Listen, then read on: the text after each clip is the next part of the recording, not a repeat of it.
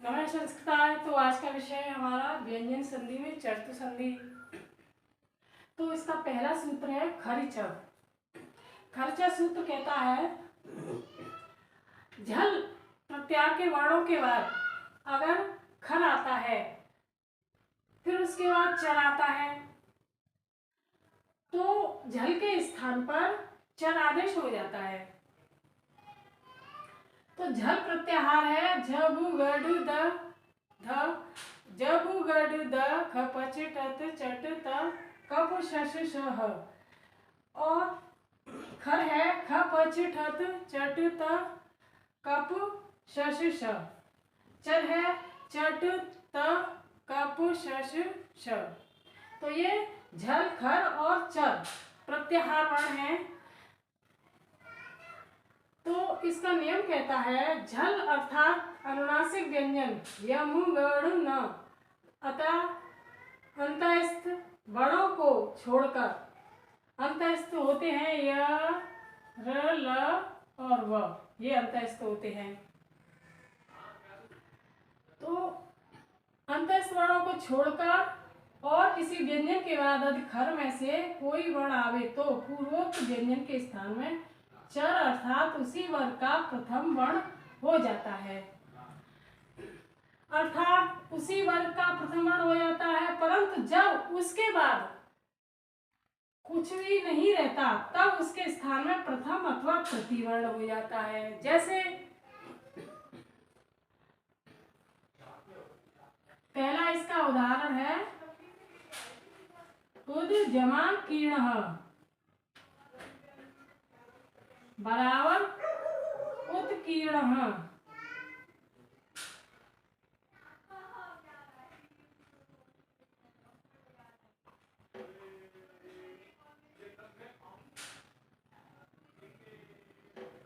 इस तरह हो जाता है।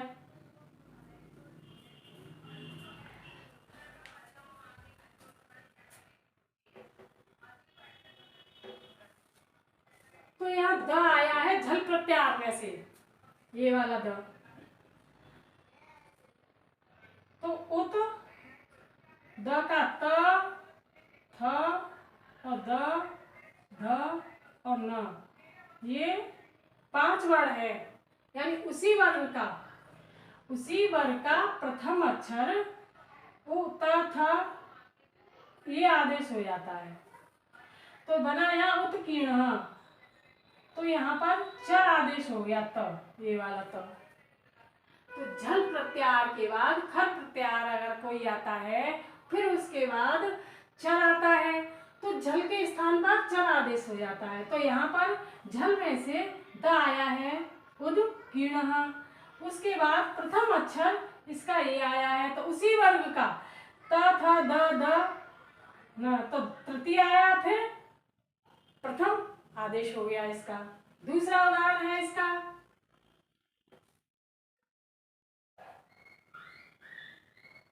सुहृद जमा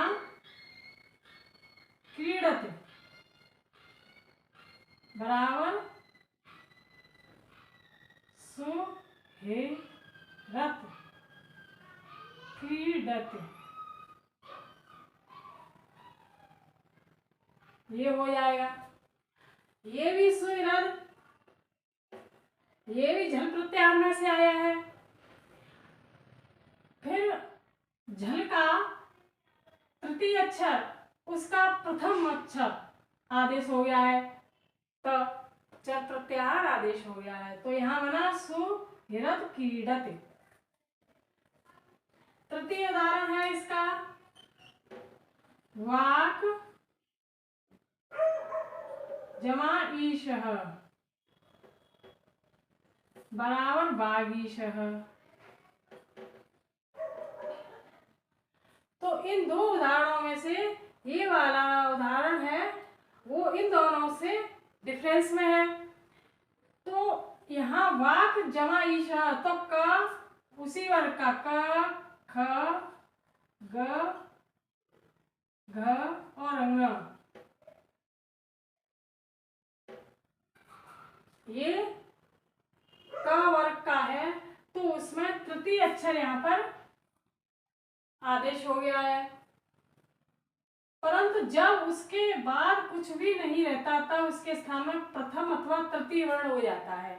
तो यहाँ पर तृतीय हो गया है, क तो आया है यहाँ पर, लेकिन क के प्रथम अक्षर के बाद भी यहाँ पर तृतीय वर्ण जो आदेश हो गया है, यहाँ पर ये देखिए ये वाला, तो ये ग आया है यहाँ पर। अब इसी तरह एक उदाहरण और है,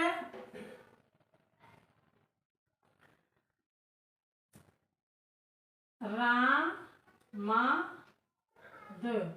तो रामाद का रामा इस तरह हो जाएगा।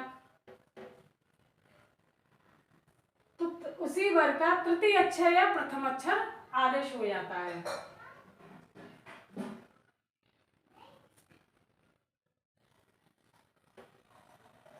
अब दूसरा इसका सूत्र है खर वसानयोर विसर्जनीय। खर वसानयोर विसर्जनीय। तो ये खर प्रत्याहार की वजह से ये व्यंजन संधि में ले लिया है। वैसे ये विसर्ग विधायक सूत्र है, यानी विसर्ग ये होते हैं, तो विसर्ग विधायक सूत्र है ये, लेकिन इसको व्यंजन संधि में ले लिया है। नियम इसका है, खर कहते हैं यानी पद के अंत में खर से परे, यानी खर के प्रत्याहार वर्ण के अंत में अगर रू आता है तो रू को स के बाद रू होता है, रू के बाद विसर्ग होते हैं। तो यहाँ पर व्यंजन संधि में ले लिया है इसको, खर वसानयोर और विसर्जनीय कहते हैं।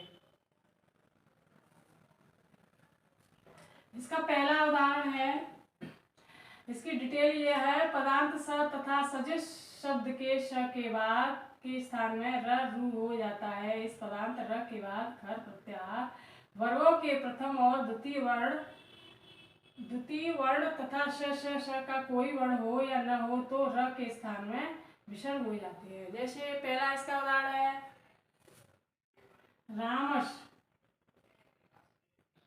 जमा पठते।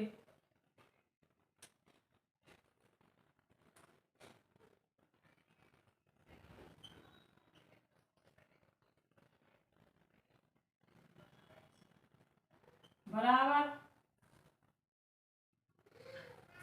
यहाँ पर स का तो पद के अंत में श आया है, यहाँ पर खर प्रत्याहार में से ये देखिए यहाँ पर ये श, ये वाला श है, तो बना यहाँ पर रा मर जमा